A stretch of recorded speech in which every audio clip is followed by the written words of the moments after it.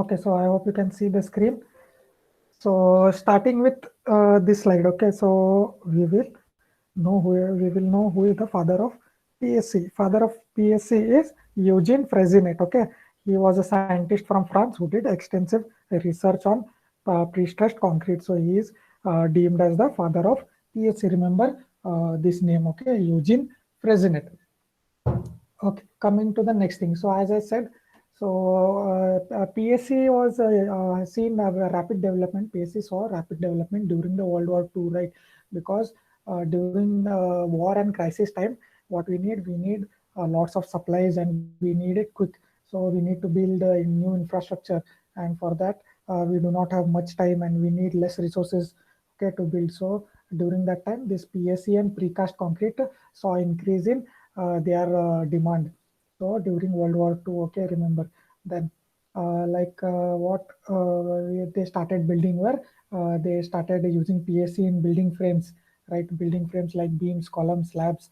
They started using the PSC in these things.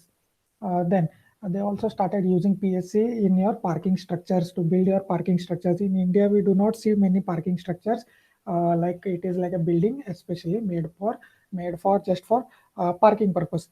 Okay, so parking structures were made up of PSC. Then coming to stadiums, right? Stadiums were entirely made of PSC. Then railway sleepers, as I said, railway sleepers nowadays are almost all of them are made from PSC. Then transmission line poles, okay, electrical poles that we see, which are made of concrete, they are also pre-stressed. Okay, so these are a few examples. Then coming to first PSC bridge in India. Okay, first PSC bridge in India was built in 1948 under the Assam Rail Link project. Okay, Assam Rail Link project.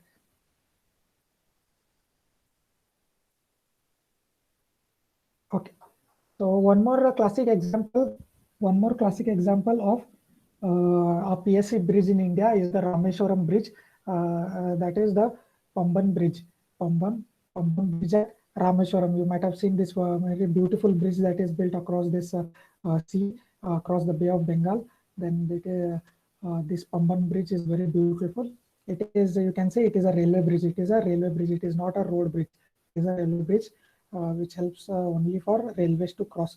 Okay, so this is a PSC bridge, and you can see a structure here, a steel structure here. This is a bascule type of bridge, like a London Bridge, where it opens from here. It has pivot point here. It has a pivot here, a hinge here, and this yeah, with respect to this hinge, this and this half and this half open up so that your ships can pass. It can pass. Ships can Various ships can pass. Okay, so this is a bascule type of bridge. Okay, coming to next thing. Okay, so last time we had some technical issues while I was explaining. There were some network issues. So what I'll do is I'll just one more time I will explain this early attempts of pre-stressing. So as I told, pre-stressing is not new. Pre-stressing in concrete had started since the late 19th century. Okay, late 19th century. So what they used to do is they used to take mild steel rods, right? Mild steel rods, Fe 250, right? Fy 250 at Newton per mm square. They used to take mild steel rods, which were smooth, right? Mild steel rods are usually smooth. What they used to do, they used to keep your, say, suppose a beam. They used to build a formwork of your beam, right? Build the formwork of your beam. Then they used to put your mild steel rods there, okay? And then they used to stretch them. Rods were stretched, okay, and they were held in place, okay. They were held in place using abutments or any other holding instruments, okay. So rods were stretched and held in place, and then what they used to do, they used to pour concrete around them. They used to pour concrete for the beam, and then the concrete used to harden. After the concrete got hardened, what they used to do, they used to release that withholding stress, right? They used to stretch the steel, no, and hold it in place. After the concrete harden, you can leave it. So what the mild steel rod does, it tries to shrink back to its original size, no. So, but since we have poured concrete around this mild steel, and what and the concrete has hardened. Okay, so what it will do, it will not allow the steel to shrink back. So that tensile stresses are not transferred to concrete as compressive stresses. Okay, so this was done in the late 19th century. This was the method that they used to follow. So, but they were not entirely successful because see, concrete mild steel is very weak, as you know. As I said, it is just FY 250, right? FE 250. So not much of stretching can be done of that mild steel rods, right? And you will study in later modules that there are few losses that occur in concrete and as well as steel. Okay, and the magnitude of those losses, the amount of loss that occur is around for 300 to 400 Newton per mm square. Okay, so that is a huge number. Say it is 300, 250, starting from 200, 300, 400, going up to 600. Okay, Newton per mm square losses occur, right? And if your mild steel rod strength is only 250, and if your losses are greater than that, say 400, 300, then what will be the effective pre-stress that will be left after all the losses incur, right? So they used to be the structures were not very successful because of that. Okay, so one more thing was concrete usually shrinks now with respect to time. There is a creep strain that occurs. Then there is shrinkage, elastic shrinkage of concrete which occurs, right? Because of that compressive force from your steel. What happens is concrete says, "I will. If you want to compress me, okay, I will compress," and it will shrink a bit. Right, it will elastically shrink, and when the load is released, it will get back to its original shape. So that is elastic shortening. Okay, so elastic shortening will occur of a concrete. So when the concrete shrinks, your there is relaxation in steel which occurs. So so that adds to your losses of your pre-stress. So like this, many things were taking place, and they were not very successful. Okay, so, see, as I said, they were not very successful because effective pre-stress reduced with time, and also during sustained loading. Sustained loading meaning when we have a load which is kept on the structure, constant load, the magnitude of that load does not change.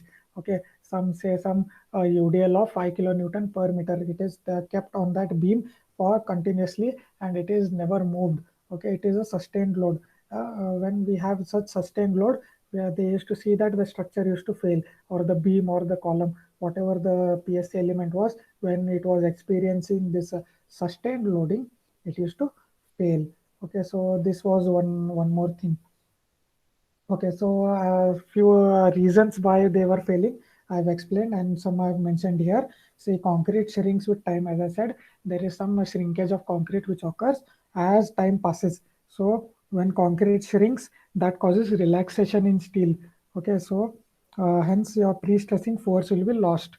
So what will occur in the end? It will occur. Your structure will fail. So that is one reason. So and one more thing is under sustained loading, strain in concrete increases with time. Remember, under sustained loading, strain in concrete increases with time. This is called creep strain, and because of this, there used to be structural failure of these PSC members. Okay, so this is a few things regarding early attempts of pre-stressing, how they used to do in the earlier stages. Right, and now it is developed very nicely, and very much research has taken place, and now we can effectively pre-stress, and our pre-stress is very nice compared to this earlier stages. Okay, so coming to the next thing. Okay, so because of this, see, as I've explained many points in the previous thing, we can point out that we need a high strength concrete and steel for PSC, right? As I said, losses are there. We have to contract those losses, right? And your concrete shrinks because of your compressive force. So, to prevent all of this, right? To prevent all of this, what we have to do, we have to use high strength concrete and steel in PSC. So that is the necessity of high strength concrete and steel. Okay, in PSC. All right, we will see in detail now. Okay, as I said, see, there occur some losses in pre-stress due to various reasons. These various reasons we will study in detail. We have various numericals also to solve, right? There are, I guess, 5 to 6 losses that occur 5 to 6 losses, and each of these losses we have to calculate, and in the end we have to tell the total loss, right? And when we reduce these losses from your pre-stress that you applied pre-stress minus losses will give you your effective pre-stress. Okay, so that is how you calculate. Then these are generally in the range of 250 to 400 Newton per mm square. See what is the number? It is very high. It is, see, it is starting from 250, which is the strength of your mild steel, yield strength of your mild steel. It is starting from there. See, the losses that occur are the strength is directly equal to the strength of your mild steel. So obviously we cannot use mild steel for PSC. Then it can go up to 400 and also higher. See, it can go up to 400 and also it can go higher. Okay, so we cannot use your FE 415 also. See, FE 415 we cannot use. FE 500 is also not very effective, because see, if you reduce, if you are using FE 500, right, and the losses which occur are 400. So what is the effective pre-stress left? It is around 100 Newton per mm square. So it is very negligible. Okay, so we cannot use your regular steel, your regular deformed bars, or your mild steel bars here. So we need high quality, high strength, high tensile strength steel. Okay, so this is one important reason. Okay, so as I said, if mild steel or deformed steel is used, the residual stresses or the effective pre-stresses after losses is either zero or negligible. So we cannot use your mild steel or your regular deformed steel what you use in your RCC structures. In a regular RCC structures, what steel you use, that steel you cannot use for your PSC elements. Okay, you might see, I'll show you in further images that along with your PSC steel, there is also this normal RCC which is provided because of your nominal, this is the nominal steel is required, right? So along with your PSC steel, some nominal RCC steel must be also provided. So that is also provided along with your PSC, but that is just a minimum thing that you have to provide. Okay, so that is there. Coming to concrete. Okay, so higher grade of concrete, higher that then what it will result in, if you use higher grade of concrete, higher is the bond strength. See, that is directly related to bond strength. Your grade of concrete is related to your bond strength. So higher the grade of concrete, higher is the bond. So we need good bond between your PSC tendon and your concrete, right? So because of that we need good bond strength, and hence we have to use high grade of steel. Okay, that is one reason. Then one more reason, as I said, so there is a lot of compressive stresses on your pre-compression that will occur, or your initial load that, or your pre-stress that we put on your beam or your PSC element. No, we put a lot of we'll have put a lot of PSA, we put a lot of pre-stress, we'll have put a lot of pre-compression on your PSA elements. So to handle all those extra forces, what we need higher strength concrete, right? We need higher grade of concrete. That is one more reason. Coming to one next reason. So if what happens if we use a higher grade of concrete? What happens if we use higher grade of concrete? It will have higher strength, meaning we have to have our sections or cross sections will be lesser. If we use higher grade of concrete, the cross sections that we will design or we will end up with will be lesser. So what will happen if the cross section is lesser? We will have lesser self weight or lesser dead load. So in the end, your loads are also lesser, which will result in efficient sections, in economic sections. So higher grade of concrete, higher strength concrete is very beneficial. Okay, so that is one more point. Okay, further, if we use high strength concrete, further creep and shrinkage losses are minimum. Remember, if we use high strength concrete, further creep and shrinkage losses are minimum. This is very important because, as I explained in your previous slides, when they were in your earlier stages, in your earlier attempts of pre-stressing in 19th century, late 19th century, when they were experiencing failures, they were mainly because of this creep and shrinkage that were occurring in concrete. Okay, so to avoid that or to avoid creep and shrinkage, what we have to do, we have to use high strength concrete. Okay, so this is one more thing that is beneficial. Okay, okay. So next thing, generally, okay, generally minimum of M30 is used for post tension. Okay, and M40 grade concrete is used for pre-tension. Remember this statement. I will just explain this one more time after we cover what is pre-tension and what is post-tension. Okay, just this statement you will have to remember. I will explain this one more time in detail when we cover your pre-tensioning and post-tensioning topic. Okay, so once we cover this, once we cover that, you will understand what is this minimum grade M30 and M40. Okay, so this is explanation regarding the necessity of high strength concrete and steel. Okay, understood why we need high strength steel and high strength concrete for your PSC elements. So these are the reasons. Okay, so the high strength wires that we use, high strength steel wires, right? They have to be good in tensile capacity. So the high tensile strength steel wires which are used vary from 1600 Newton per mm square to 2000 Newton per mm square. See what is the strength of your wires that we use, the steel that we use. Normally your Fe, your steel HYSD is how much?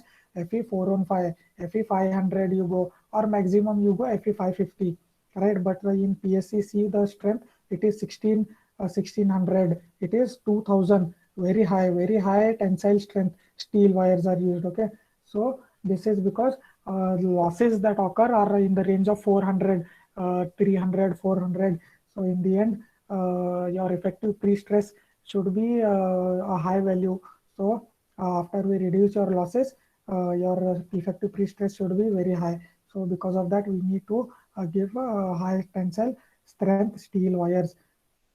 Okay, so this is a few things regarding high strength concrete and high strength steel. Coming to the next thing. Okay, so types of pre-stressing. I have listed down a few types of pre-stressing. Okay, so coming to first, see, you can see it is based on source of pre-stressing. First type of pre-stressing is based on your source of pre-stressing. How is the method or what method we use for pre-stressing? Okay, so we can see there are four types under this, four types. First is your hydraulic pre-stressing. I will explain this, all of this in detail. Okay, just I will list it now.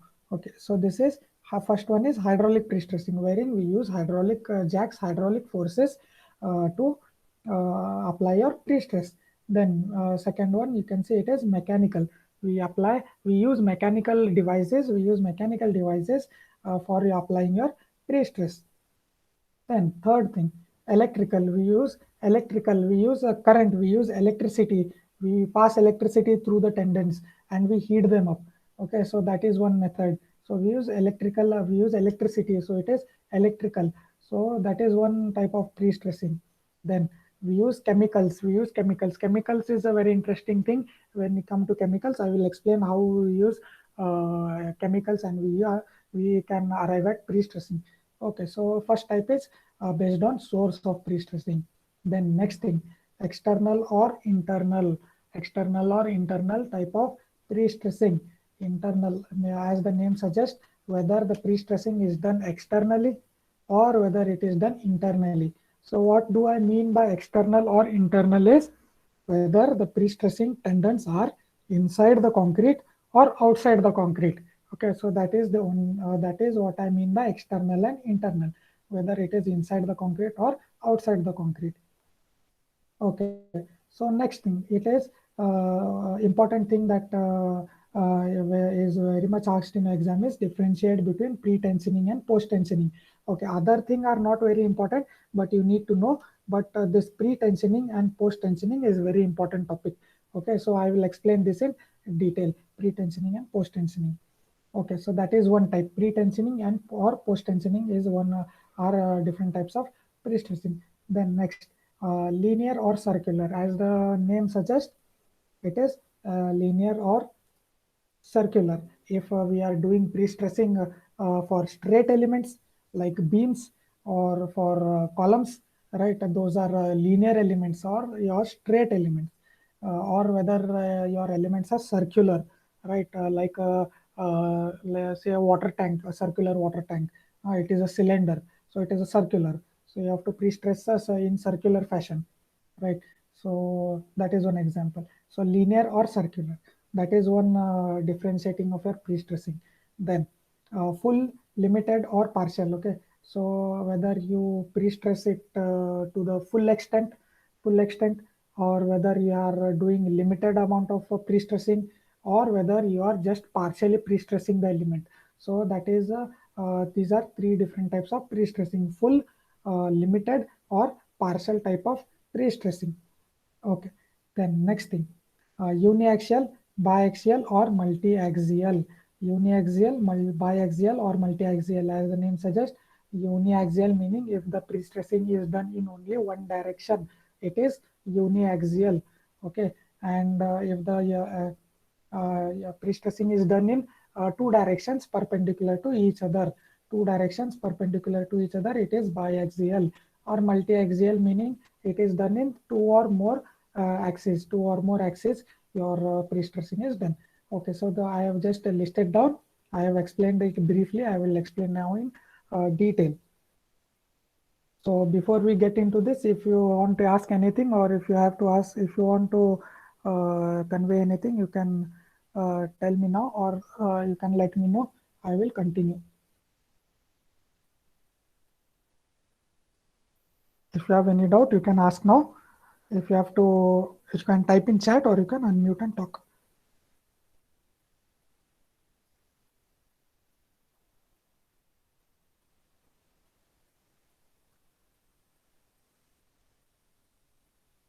Okay, so I suppose I should continue. So what we'll do is I will continue with the types of pre-stressing. We will look individually now into each of these.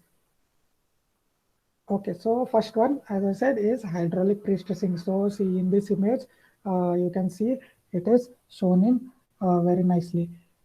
You see there is a device at the left, which is having your all those instruments, right? See, it has pressure gauges, right? It has your different gauges to show you your pressure. It is a very simple technique.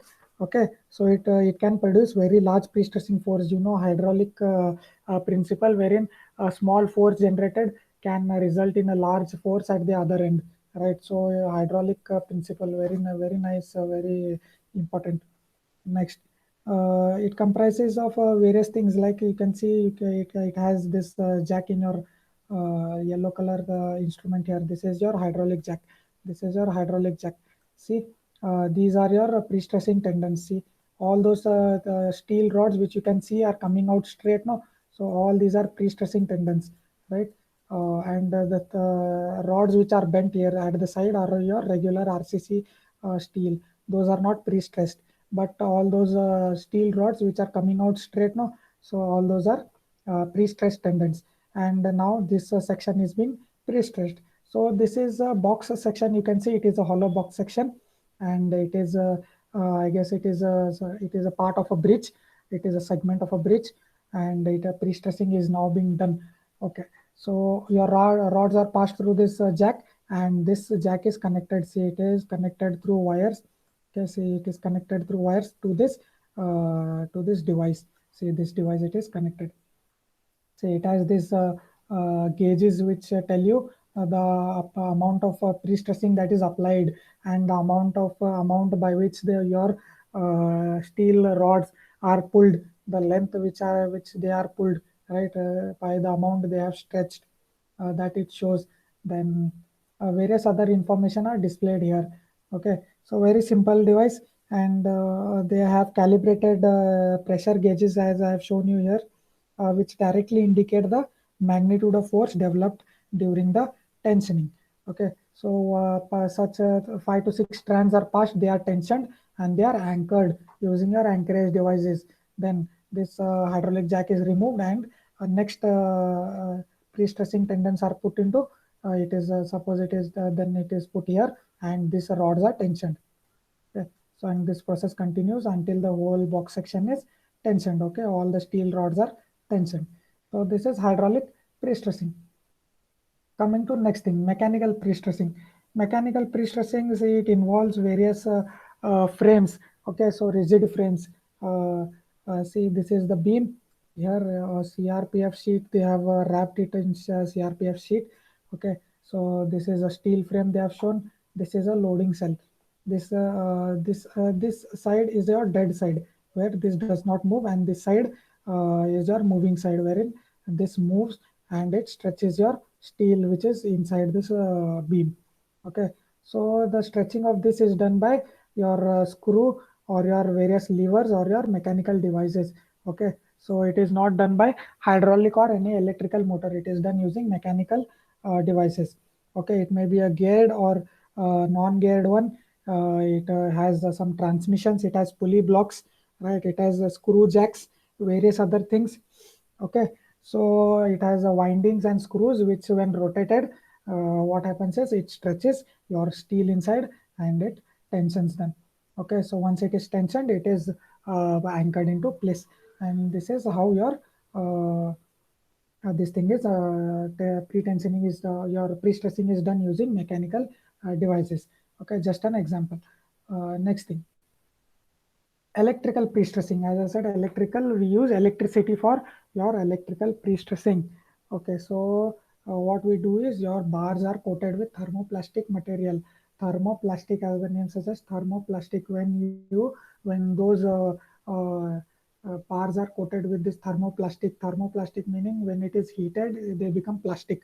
Thermo meaning heat, plastic meaning it will become soft or it will melt. Okay, so bars are coated with this thermoplastic material like sulfur or low melting alloy. Any of these like sulfur or low melting alloy. First, what you have to do, you have to coat your bars with this low melting alloy or your sulfur, which is your thermoplastic material. Okay, next thing what you do is you put your formwork here, you put your formwork, then you put your bars. Right, you put your bars. Then what you do, you coat your bars with this thermoplastic material. Then you connect this to electricity. You connect this end and this end to electricity of a battery. Then you pass low voltage current. You pass low voltage current, but it has to have high amperage. Remember, this is important. You are passing low voltage but high amperage current. Okay, low voltage and high amperage voltage, it is expressed in V, volts, and amperage as amperes, AMP. Okay, so high amperage and low voltage current is passed through this tendon. Okay, it is passed through this tendon, and what that does is it heats up your bar. It heats up your bar. Okay, so once what happens when steel gets heated, it expands, right? When by any steel gets heated, it expands. That is the nature of a steel.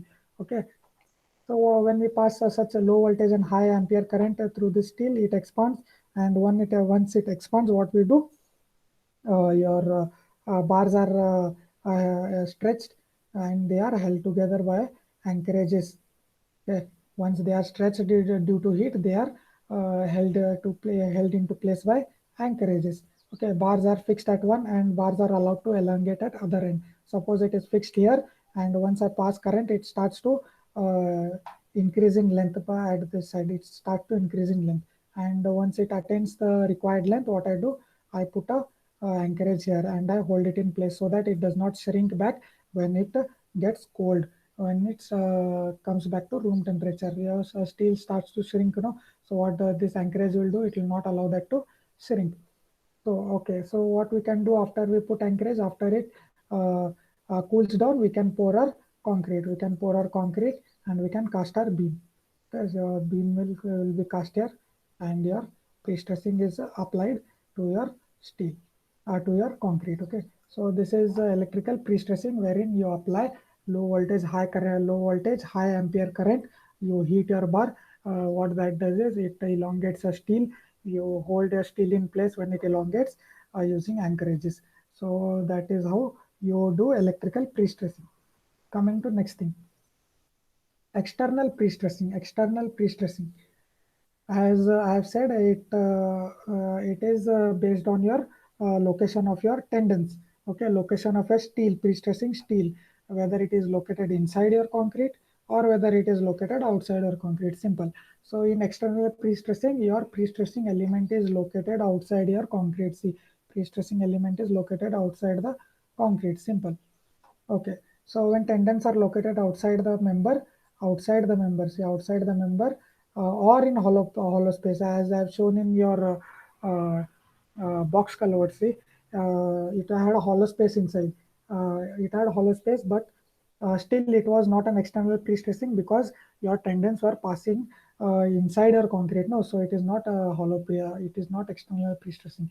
I will show an example wherein they will pass your pre-stressing tendons through that hollow space of your box section. Uh, so whenever a pre-stressing tendon is located outside your concrete, it is external pre-stressing. Remember, very simple. And this is used usually in bridges. Okay, usually used in bridges. So one disadvantage you can obviously say of this external pre-stressing is that uh, your tendons are exposed. No, it is exposed, so you have to take care of your tendons that they do not start to rust. That you have to take care that they are not exposed to your weather. Okay, so there is chance of accident and your tendons getting cut. Okay, so that is there. So various other things are there. So external pre-stressing has some disadvantages. Okay, so this is an example of your external pre-stressing. See, there is a hollow space below your deck here. This is a hollow space and this is your tendon which is passing. Okay, two tendons are passing here. There you can see two tendons are continuously passing. Here also you can see two tendons are passing simultaneously here. Okay, in all these hollow spaces, there are tendons which are passing. So, okay, so in this hollow space, which is, and the tendons are outside our concrete. See, this is a concrete and tendons are not here, but it is outside our concrete. So this is external pre-stressing. This is the same image zoomed in. Okay, same image. Here it is zoomed in. Okay, so this is a tendon which is located outside our concrete. Okay, so one more example.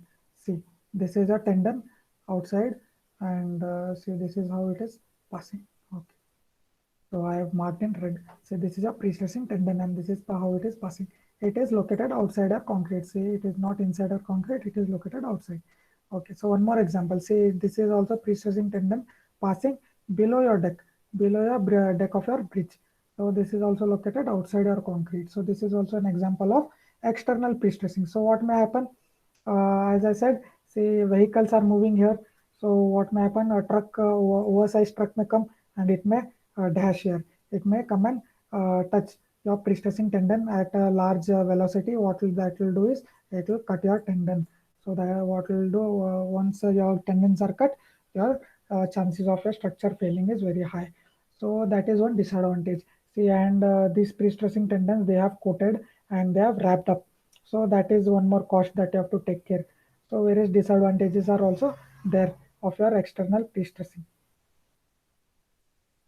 Okay, so one more example of your pre-stressing. See, this is also a box section of a hollow box section, and you can see that they have passed their pre-stressing tendons here. See, all these are pre-stressing tendons through your hollow section here, and this is not passing through concrete, but it is passing in a hollow section. It is outside your concrete. No, see, all these are anchored here. This is your anchoring part.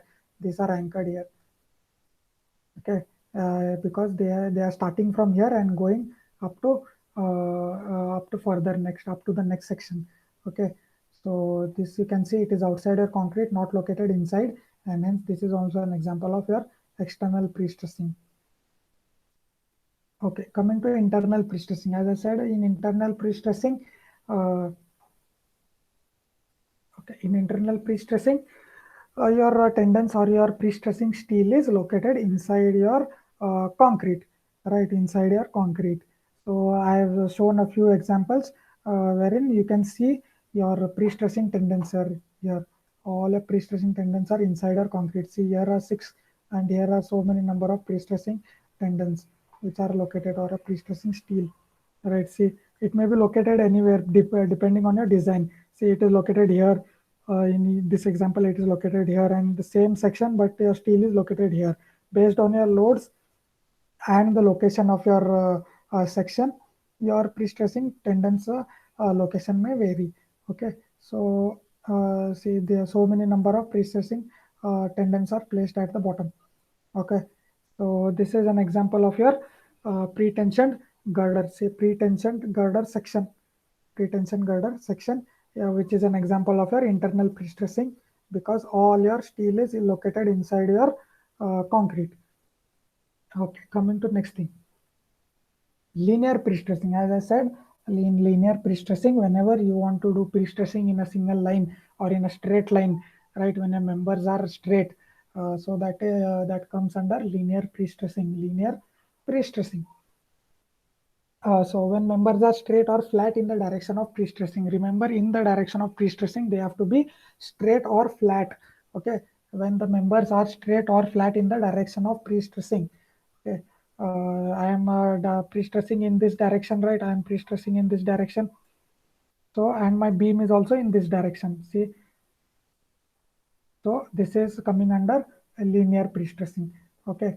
So for example, beams, very easy example, beam, then slabs also come under linear pre-stressing. Then poles, right? Your electrical poles are also similar. Only they may be box in section or they may be circular in section, any of those. Your sleepers, right? So this is your railway sleeper. They are pre-stressed. Your tendons are passed like this. Okay. And they are pre-stressed. Okay, so this is also an example of your linear, linear pre-stressing.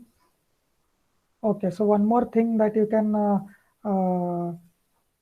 read here is profile of the tendon may be curved.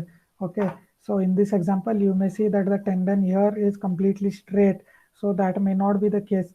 We will solve and we will look into many cases wherein the tendon starts from here and it goes like this. Tendon goes like this. It goes to the bottom at the midsection and again comes up and ends here.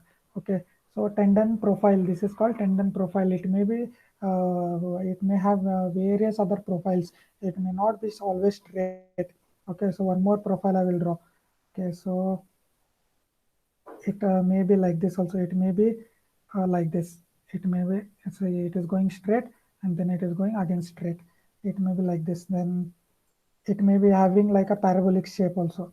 It may be having a parabolic shape. It may be having like this continuously sloped cable. Okay, so this can also be a profile of a tendon. Okay, so wearing profile. It is not a hard and fast rule that your tendons may should always be straight as shown in this example. Okay, it is not such that your tendon should always be straight. It may be having different profiles. Okay, so coming to next thing, understood linear pre-stressing. It is when your members are straight or flat in the direction of pre-stressing. Circular pre-stressing. See, beautiful example here. They are building a circular structure here, and they are pre-stressing.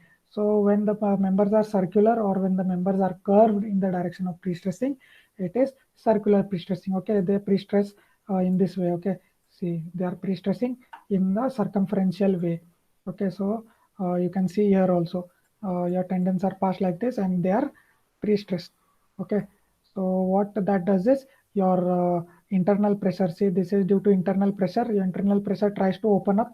Okay, so it tries to open up your cylinder, but what your pre-stress does is it does not allow it to open. It holds your structure in place. Okay, so it does not allow it to open. So that is their circumferential hoop stress is applied because of your pre-stressing steel.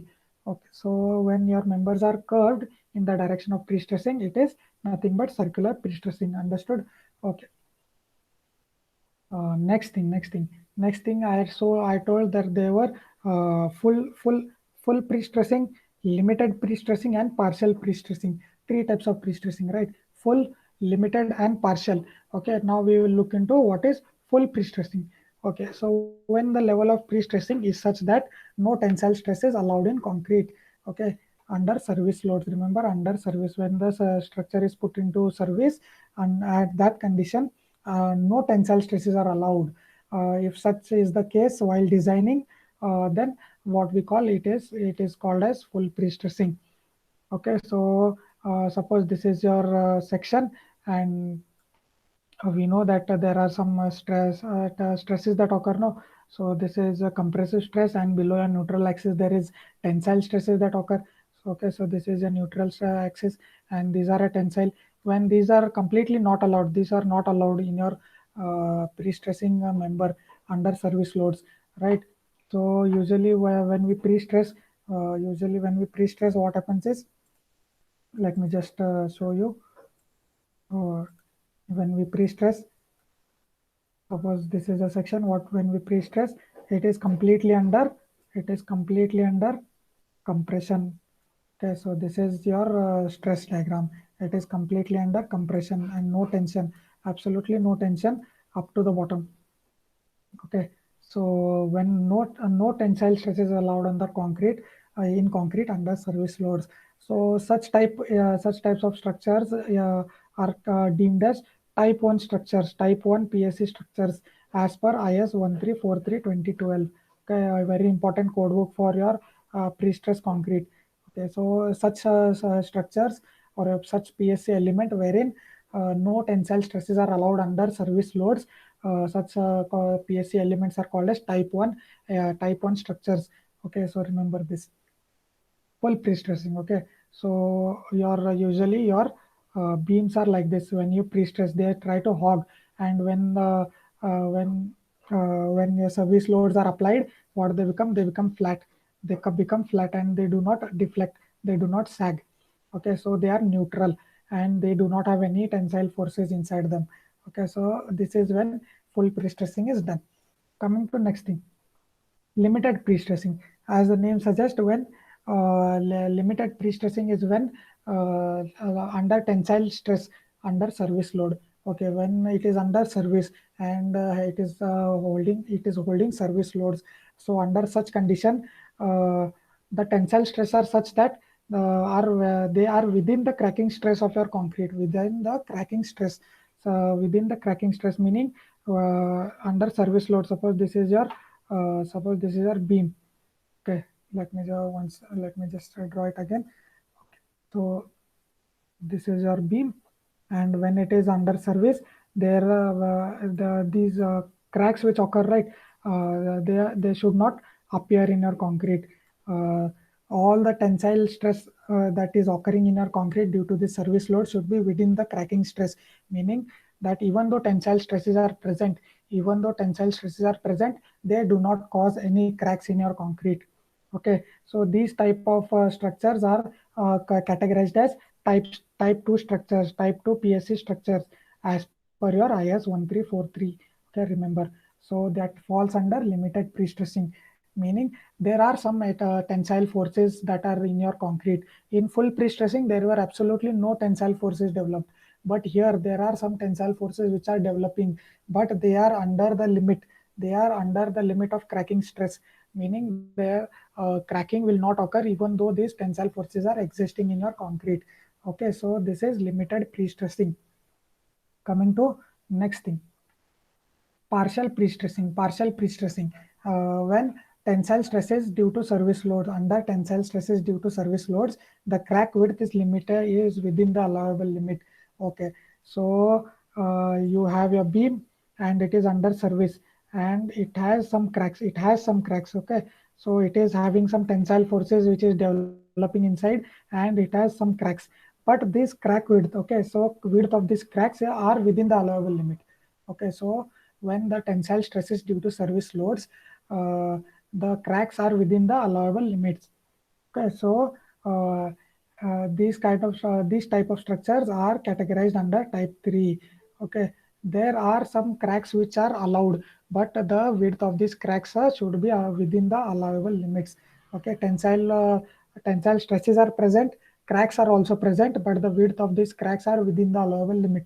Remember, okay. So such type of structures are categorized under type 3 as per IS 1343. So this is what is full pre-stressing, limited pre-stressing, and partial pre-stressing. Understood? So okay, so uh, Okay, so what can we do is we can have it is 1:30. What we can do is we can have a break of 2 minutes if you want, or if you want me to continue, I can continue, and I can end early. So let me know whether I should continue or whether I should give a break of 2 minutes. Break. Sandesh says he needs a break. What about others?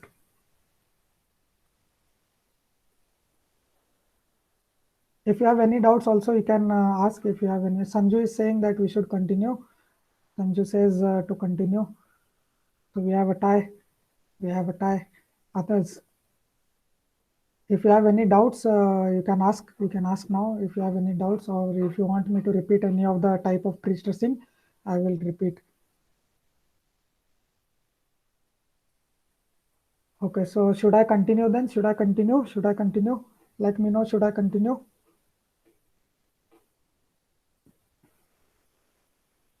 Let me know whether I should continue.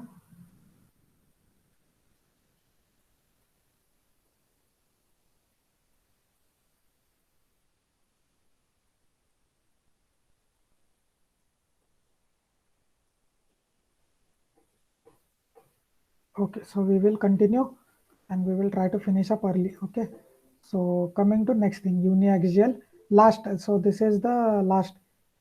This is your last type of categorization wherein it is uniaxial, biaxial, and multiaxial pre-stressing. Okay, so last kind of categorization. Okay, so uniaxial, as I said, when the pre-stressing tendons are parallel to one axis, only to one axis. Okay, so when the pre-stressing tendons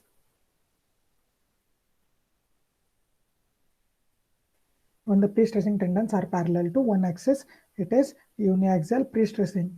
Okay, so example is longitudinal pre-stressing of beams. Very easy.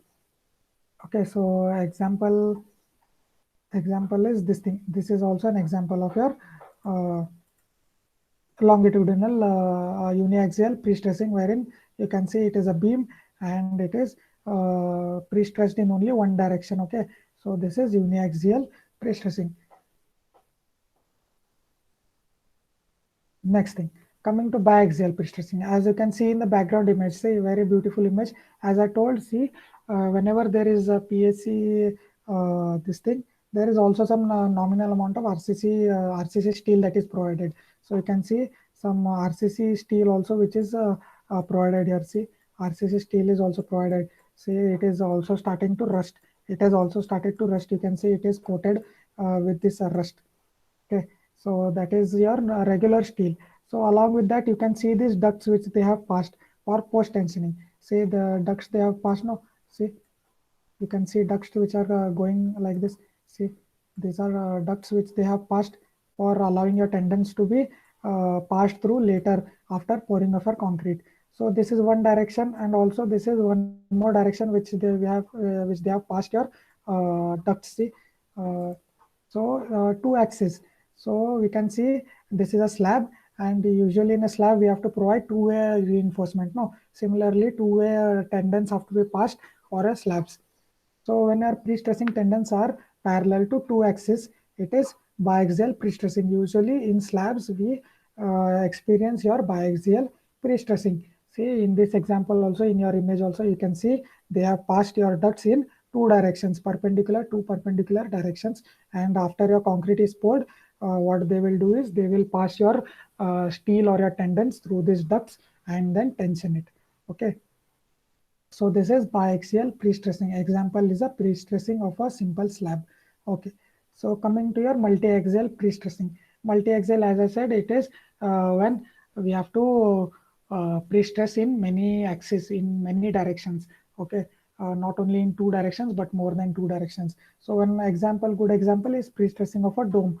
Pre-stressing of a dome. You can see in image, they are pre-stressing dome. This is a water retaining, it is water retaining circular cylindrical tank, and the cover is a dome type of a ceiling. Okay, so they are creating a PSC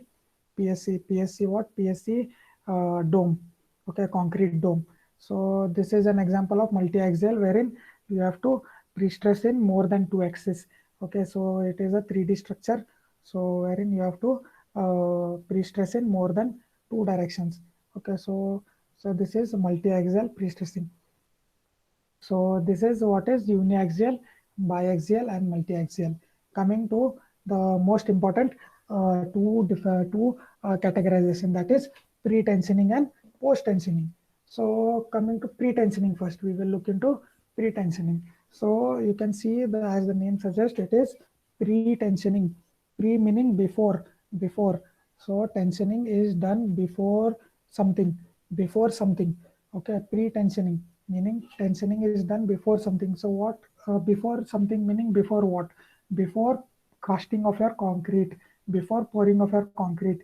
Okay, so before your concrete is hardened or before your concrete is poured, your steel is tensioned. It is already tensioned. Okay, so it is pre-tensioning. The tension is applied to the tendons before casting of the concrete. So compression is transferred from steel to concrete through bond over the transmission length. Okay, I will explain this. So as I said, you prepare a formwork, then you make holes in the formwork, you make holes, you pass your pre-stressing tendon. Okay, or no concrete is involved yet. So I passed my pre-stressing tendon here. Okay, so what I did, then I will apply hydraulic jack. I will apply hydraulic jack and I will apply pressure. So initially this was my length. This was my length of my steel. Okay, so I'll start to pull using hydraulic jacks. So my steel has now stretched. It has stretched up to this limit. Okay, I have stretched the steel. It has stretched to this limit. So this part is also stretched inside. So what after this what I'll do? I will held this in place. I will hold my steel in place. Okay, I will hold my steel in place with using with this blocks. Okay, yeah, by using these blocks, I will hold the steel in place. Okay, I have stretched. I have hold them in place. What I have done? I have pre-tensioned my steel before the concrete is placed. Now what I'll do? I will place my concrete. I will place my concrete. I have placed my concrete now. Okay, my concrete is placed. Okay, so after my concrete is placed, what I'll do, I will cure it. I will cure it. After curing is done, after my concrete is hardened, okay, my concrete has hardened. It has got hardened up. Okay, so what I'll do after all of this, I will cut my tendon here. I will cut it. I will cut. I will cut my tendon here. So what will happen once I cut? So once it was stretched, once it was cut, so this tendon which was stretched initially, what will happen? It will try to shrink. It will try to shrink. No, it will try to get back to its original shape. It will try to shrink. But since I have poured my concrete, here, what will happen? Since I have poured my concrete, there is some bond. No, there is bond between, or there is contact between your concrete and your steel here. There is a good amount of bond which is occurred, right? So what your concrete does is it does not allow your steel to contract back. It does not allow your steel to compress, steel to shrink or get back to its original size. So now this tensile force will be transferred to your concrete as compression.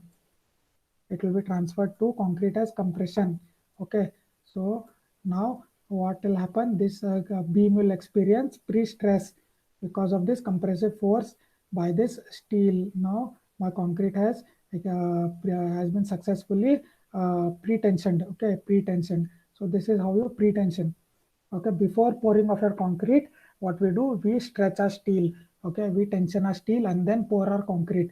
And what happens, your steel is held into place by the bond. Okay, and your force and a force or a pre-compression or a pre-stress, right? Pre-stress or a pre-compression is transferred from steel to concrete by the bond over the transmission. See, this is your transmit. This is your length which is under contact. Okay, which is under contact with steel and concrete. So this is your bond length overall. So this is where your this thing transfers, your force transfers, and not at end anchorages. No anchorages are required here. No anchorages are required because your steel is held into place by bond by this concrete. No anchorages are required. No anchorages are required. Okay, you can just simply cut. You can just simply cut, and as soon as you cut, what will happen? Your beam will be under pre-stress.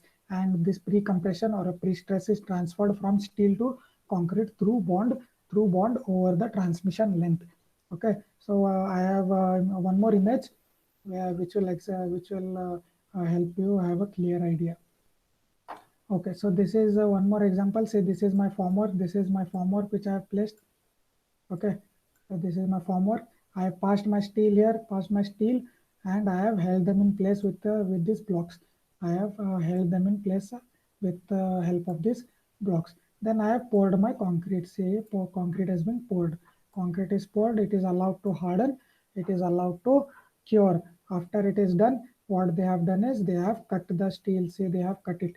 They have cut, and initially the tensile force which was here, see, it was tensile force in steel. What will happen is it will become compressive force. It will become compressive force, and it will be transferred to concrete via the bond length. Okay, whatever is the bond length, uh, that is the transmission zone for your pre-stress. Okay, see, there are no end anchorages here or no end blocks required to hold your steel in place. See, this is the extra amount of steel, and they have cut it. See, extra amount of steel which was here, they have cut. Okay, and you can see there is no end block or end plates or anchorages which are required to hold this steel in place, because it is held by concrete by bond. Okay, so this is pre-tensioning, wherein your steel is tensioned before your concrete is poured. Okay, coming to one more image, wonderful animation I have, which you can observe and you will understand clearly. Okay, so see, this part is movable jack. Okay, so you can see the tendon is stretched. Your concrete is poured. Okay, after it is hardened, what they do, they loosen, they cut, or they cut. You can cut your steel. Okay, cutting the strands. Okay, see how your beams are starting to hog, because when we apply pre-stress, what happens is your compressive force tries your makes a beam to hog. Okay, one more time we will watch the animation. See, after casting, what they are doing is they are transferring the pre-stress from your steel to concrete. You can cut your strands, and you can see there are no end anchorages required. So see one more time. See, they are using hydraulic jacks. Now they are tensioning the tendons. They have pulled it. Then we have placed our concrete. After casting, concrete is allowed to cure and harden. After it is cured and hardened, what we do? We transfer our pre-stress from steel to concrete by cutting the tendons. We cut the tendons, and your pre-stress is transferred to your concrete. Okay, so this is pre-tensioning. Okay, understood. Coming to next thing, post-tensioning. Post-tensioning. So it is, as the name suggests, it is post-tensioning, meaning it is after tensioning is done after your concrete is hardened, meaning your concrete is already in place, it is already hardened, and then after that your tendons are stretched and your tension is applied. Okay, the tension is applied to the tendon located in a duct after hardening of concrete. So in a pre-tension, what was the case? Your steel was tensioned before placing of concrete, and in post-tension, your steel is tensioned after placing of your concrete. Okay, so usually what we do, we place ducts. As I showed, we place ducts. In a previous slide also, you have seen that they have placed ducts in your slab. Okay, similarly, we place ducts. Steel is not yet passed through them, only ducts, hollow pipes are placed, which are ducts. Okay, so those are kept. Okay, so those are kept, and your concrete is poured. Once your concrete is hardened, all of it is done, then what we do, we pass our tendons through that holes, or through those ducts. Okay, after hardening, we pass our tendons through those holes or ducts.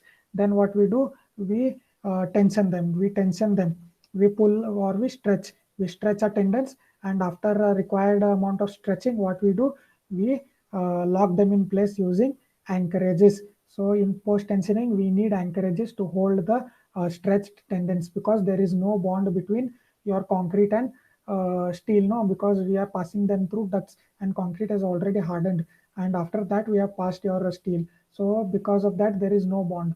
So what we have to do is we have to hold the stretched steel in place by using end anchorages. And because of no bond, your pre-stress how it or pre-compression how it is transferred by your anchorage devices by bearing at the end, by bearing at the end. Okay, so it is not by inside your concrete but at the ends. Okay, so the pre-compression is transmitted. This is pre-compression. Pre-compression is transmitted from the steel to concrete by anchorage devices. See, not by bond, but by anchorage devices. So what usually we do is after we anchor, after we tension and anchor, what we do, we grout. We grout and we fill the space between the duct and the tensor and the steel. Okay, so there that hole is completely filled by grout. Okay, so what we do grouting so that all those steel and moisture does not enter and your steel stays in place. Okay, so grouting is done for that ducts. Okay, so pre-stressing is imparted to concrete by bearing. Remember, by bearing at the ends. Okay, and not by bond. Okay, so this is post tensioning. uh, this is an very good animation. You can see this is your regular rebar which is placed, and then there is duct is placed, and then concrete is poured. Concrete is poured, allowed to harden. Okay, so I will explain once it restarts.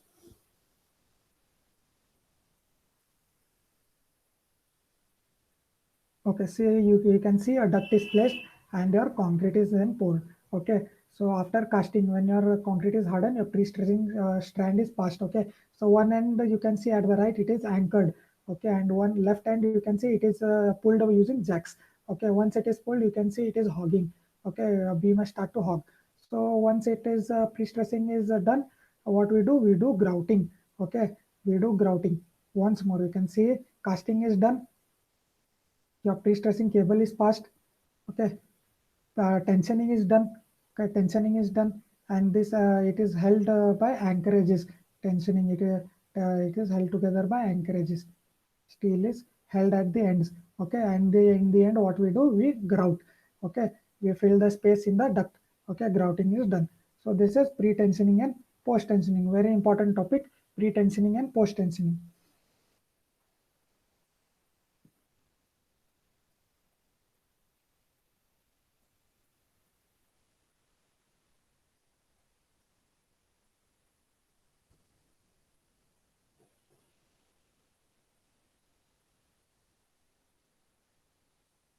Okay, so one more nice animation here you can see for post tensioning, a very simple one, right? In the first step, what they are doing is they are stretching the steel. See, the robot is standing and it is pulling. Two robots are there at each end and they are pulling it, meaning stretching is done. And then what the mouse is doing is it is sliding the anchorages. Okay, it is sliding the anchorages so that the steel does not slip back inside. Okay, so once the robot releases in the fourth step, that tension is transferred to concrete as compression. Okay, so very nice animation wherein this is an example of a post tension. Okay, concrete is already hardened. Your tensioning is done later. Okay, tensioning done later after concrete is hardened. Okay, so this is another example of a post tensioning. Okay, so one statement that we had mentioned previously is generally minimum of M30 grade of concrete is used for post tension. Remember, very important. M30 grade is the minimum that you have to adopt for post tension, and M40 is the grade that you have to adopt for pre tension. Okay, remember. So grade for post pre tension is higher compared to the grade for post tension. M30 and M40C. Regular RCC is around M20, M25. I guess M25, M30 is maximum that you go. But here you can see it is M30, M40. We go up to M40, right, in pre-tensioning, and M30 we go for post-tensioning. You may go higher also. Okay, so this is just the minimum that they have mentioned. Meaning minimum is M30 is the minimum, meaning you can go very high, M50, M60 also they start to use, okay, for very important structures. Okay, so this is one important thing that you have to remember. Okay, so if you have any doubts regarding this pre-tensioning, post-tensioning, or any type of pre-stressing, you can ask now.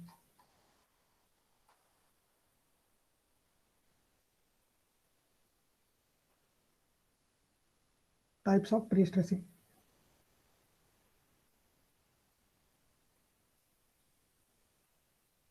If you have anything to ask, you can ask.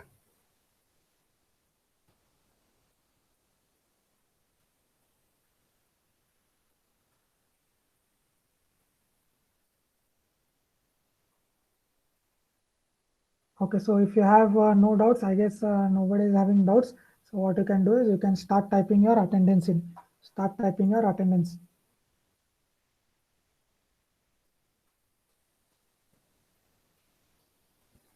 Please start typing your attendance if you have no doubts. If anyone is having doubts, you can simultaneously ask.